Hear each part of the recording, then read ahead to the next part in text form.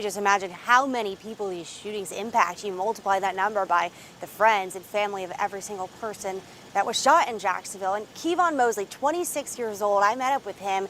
He's been directly impacted by gun violence. He's actually a local musician, and he's channeling the trauma he's experienced into his music. So this was about 3 years ago. 3 miles from downtown Jacksonville. 3 years ago, He and his cousin. and we were kind of right here. Someone came through and they came shooting. I checked myself to make sure I was okay. I wasn't hit. Then I heard my cousin screaming out, "I can't get up, I'm hit." And I kind of looked right there, puddle of blood, picked him up, put him in the car, and rushed him to the hospital. It's an experience that shaped Keevon Mosley, who is now 26. That was the first time I seen any, like, a puddle of blood. It took months to get that, like, the smell of blood out of my car.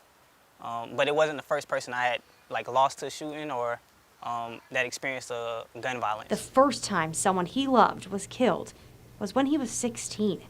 10 years later, he's releasing an album to release his feelings. And it says it's almost summertime, too much free time, so these kids get locked up in the meantime. The first track. In the summertime, that's when we lose a lot of people.